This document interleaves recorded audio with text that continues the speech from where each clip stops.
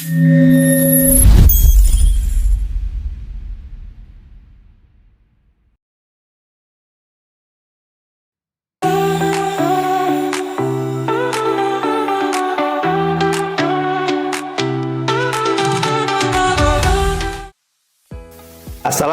warahmatullahi wabarakatuh. Salam sejahtera bagi kita semua.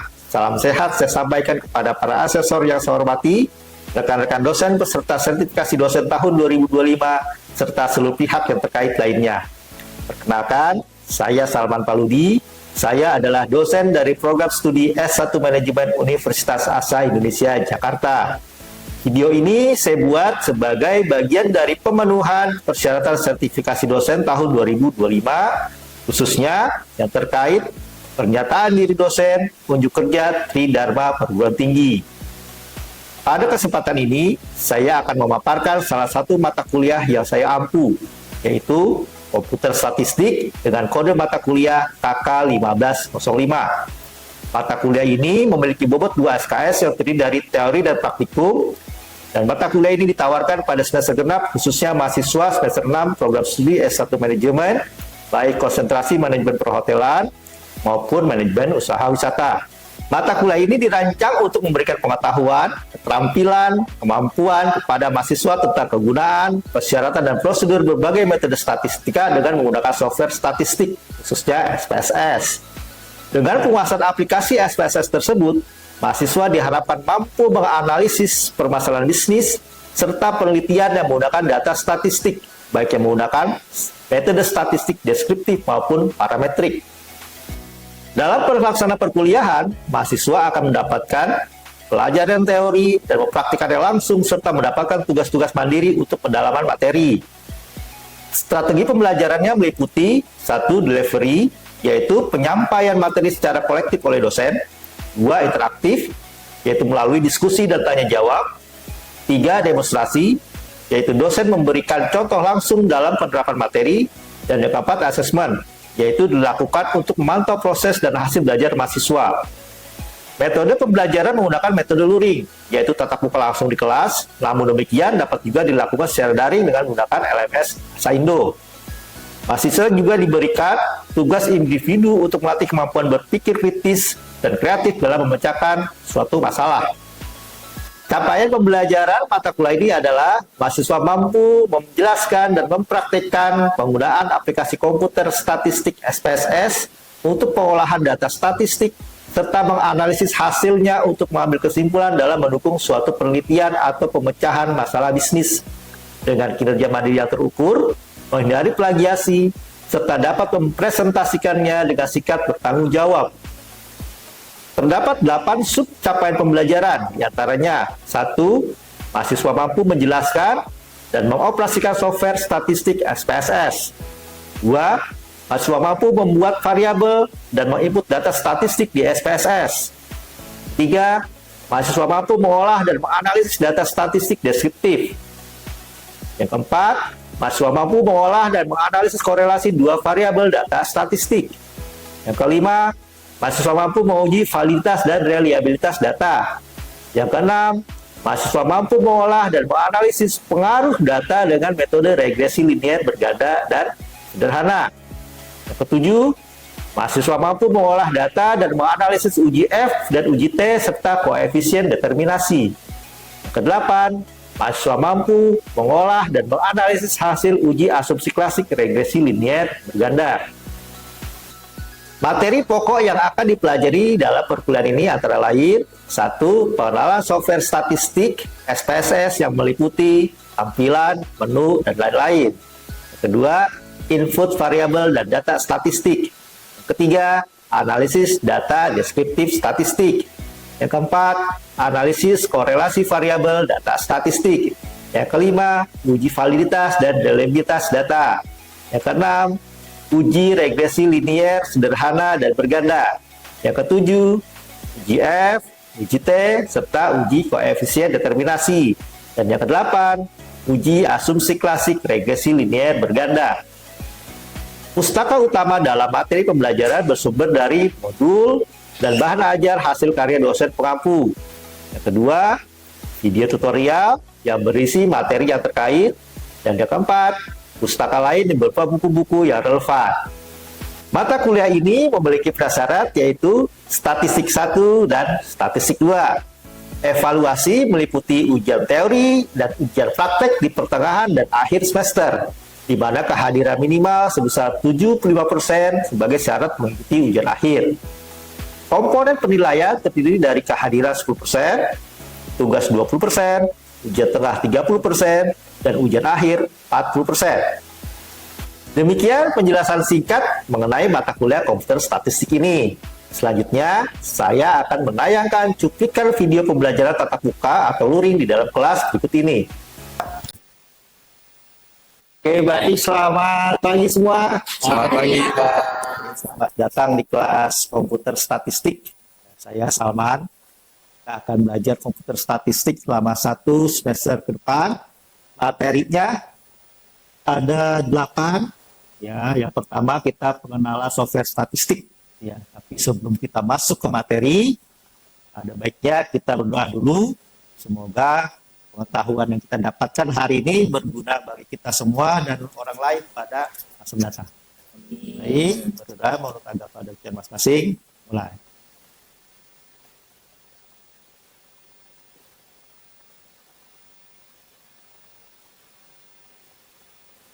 Untuk tampilan bagi yang telah atau biasa menggunakan Excel, saya rasa sudah nggak ada masalah nih karena mirip-mirip Excel gitu ya.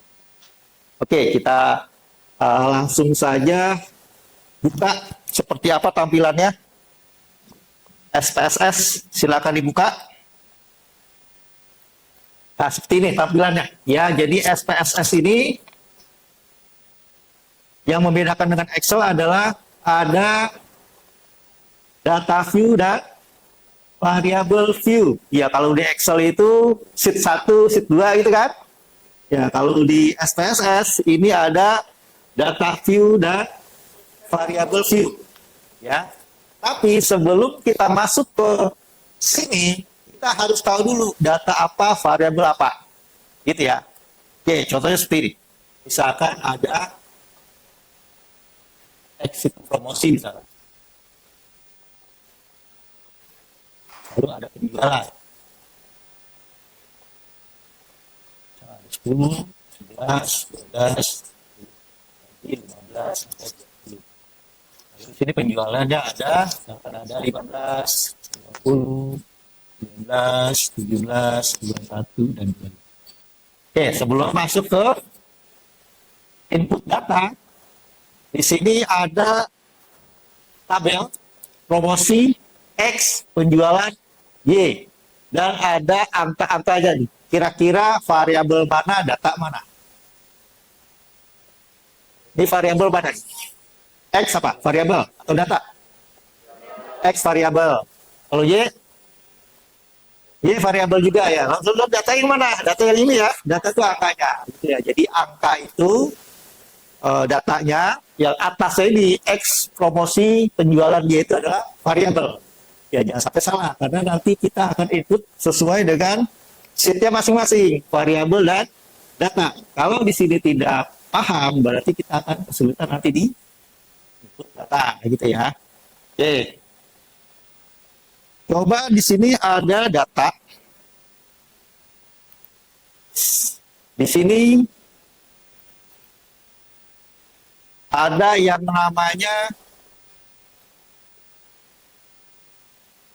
data dari hotel. Misalkan di sini ada sekitar 20 orang. Ya.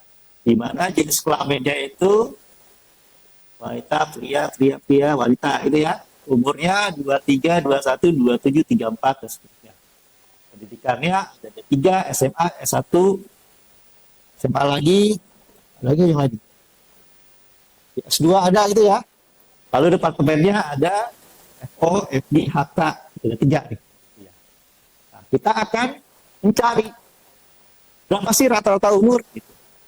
Berapa sih jumlah prianya, berapa sih jumlah pendidikan D3-nya, atau berapa sih pria yang berpendidikan SMA, di Departemen HK ada nggak gitu orang. Nah, itu nanti kita akan cari seperti itu. Ini namanya statistik deskriptif. Ya, jadi kita akan mencari jumlah statistik deskriptif tapi dengan software SPSS. Itu ya. Oke, coba kita input datanya dulu. Ya, input datanya. Ya, tapi di sini jangan sampai salah nih. Ya, di sini datanya itu sesuai dengan variabelnya. Ya, seperti apa variabelnya? Coba kita input datanya dulu deh. Kita input datanya dulu di sini mulai dari umur dulu. Umur dulu kita input datanya, kita masukkan ke SPSS. Coba. Input apa adanya.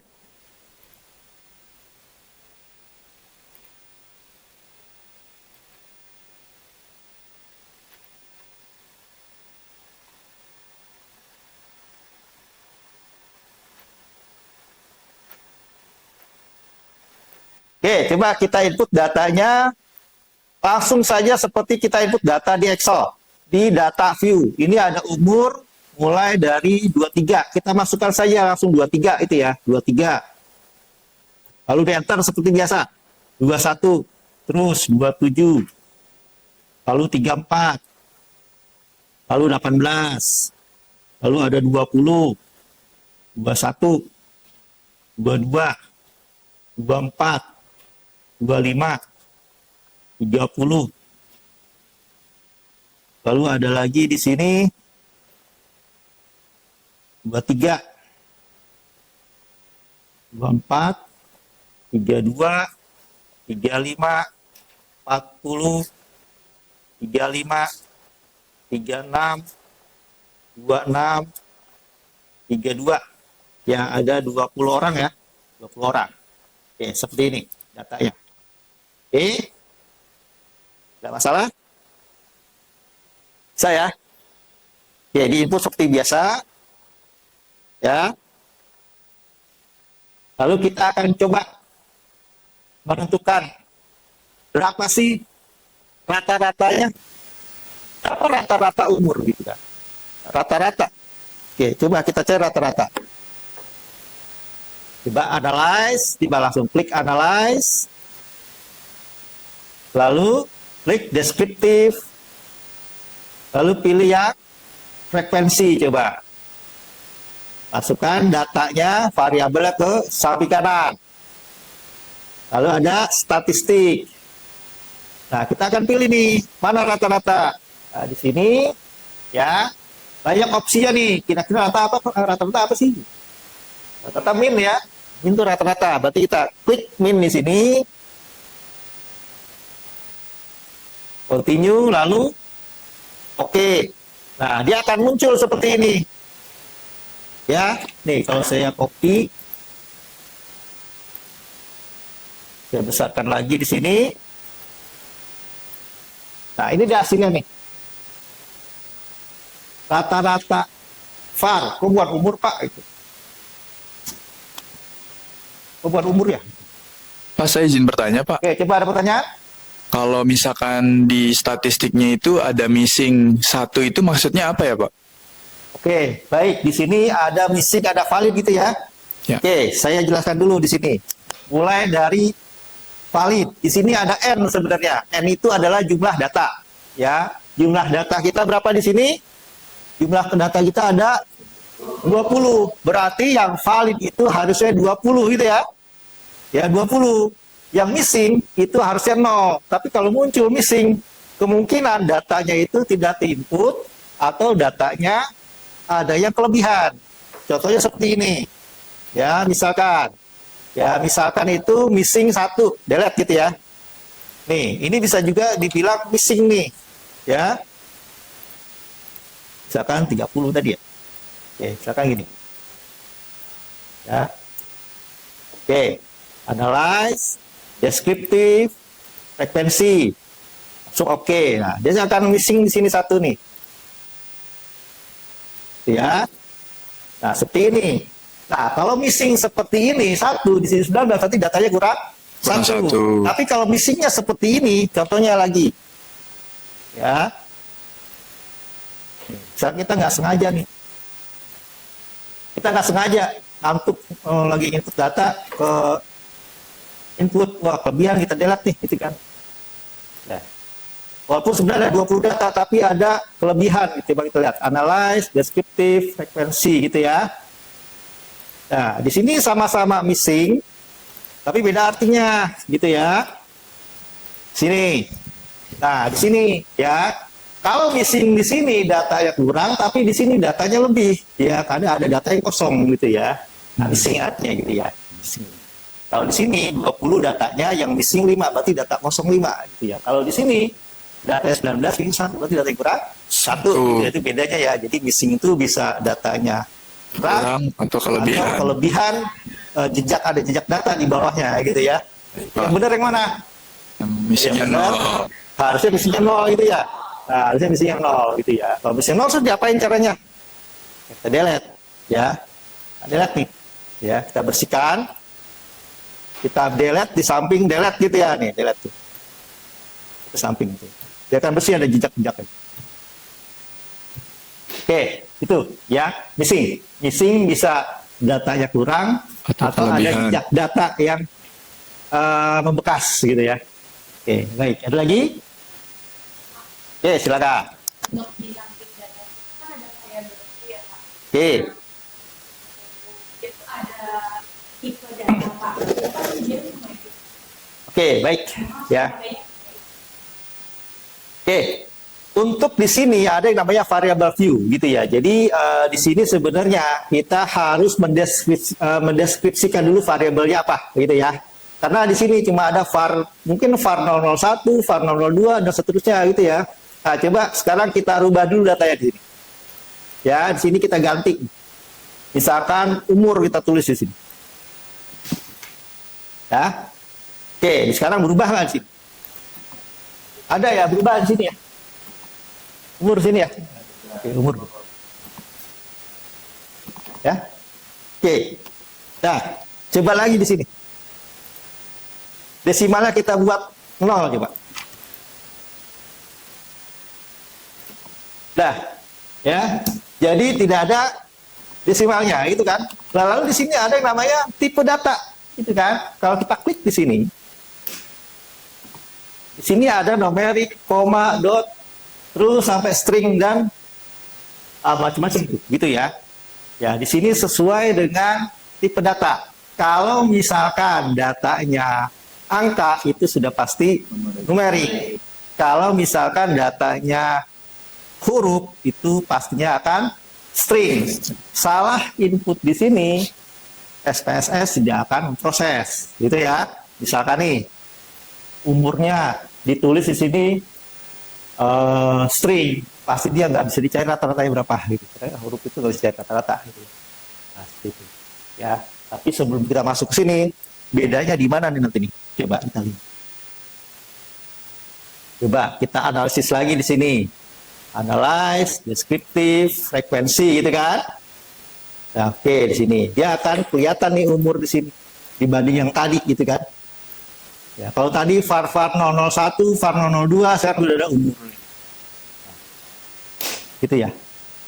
Oke, jadi di sini ya, di sini variable view adalah untuk mendeskripsikan apa nama variabelnya, apa jenisnya, string, numerik, koma, dan lain-lain, gitu ya.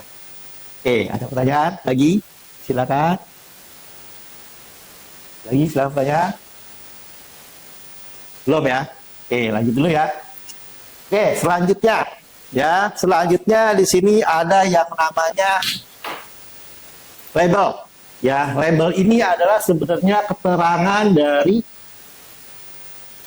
umur atau keterangan dari variabel. Misalkan umur, lebih lengkapnya apa coba?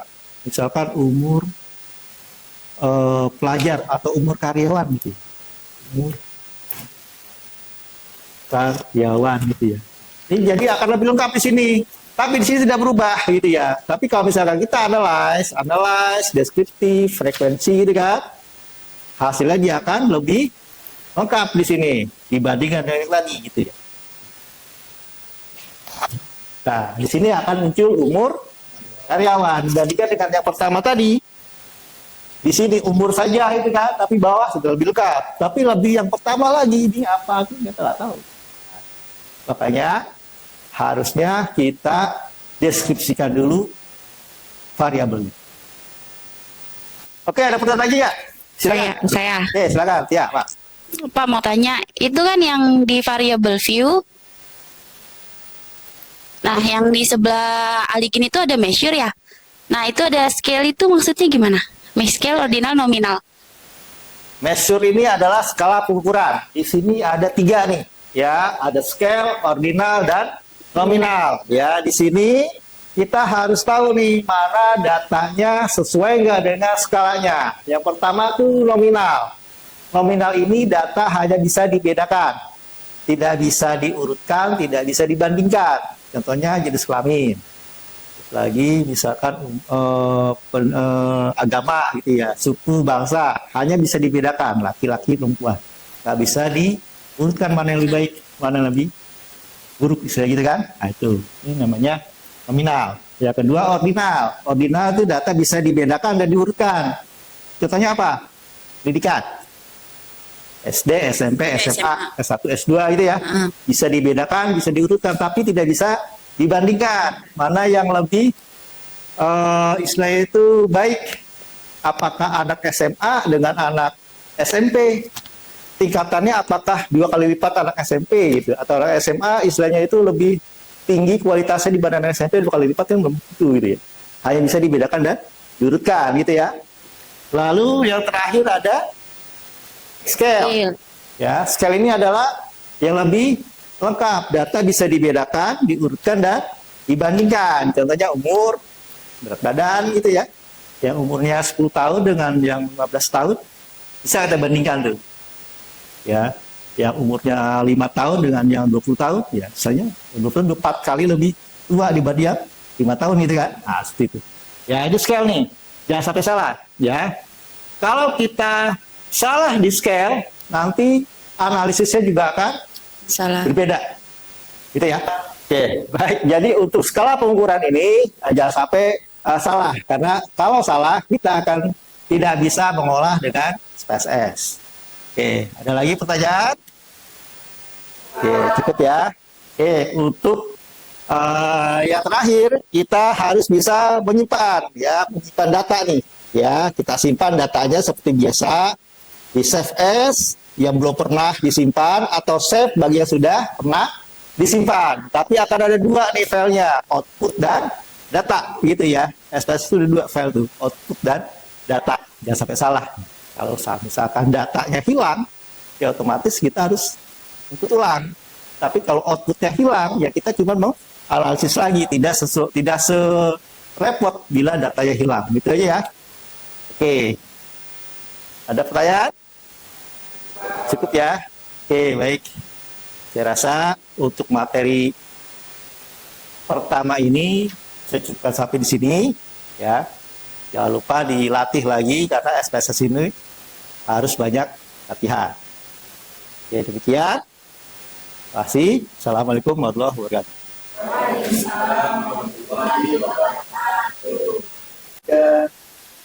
Demikian video rekaman pembelajaran mata kuliah saya ini. Semoga bermanfaat bagi kita semua. Terima kasih atas perhatiannya. Assalamualaikum warahmatullahi wabarakatuh.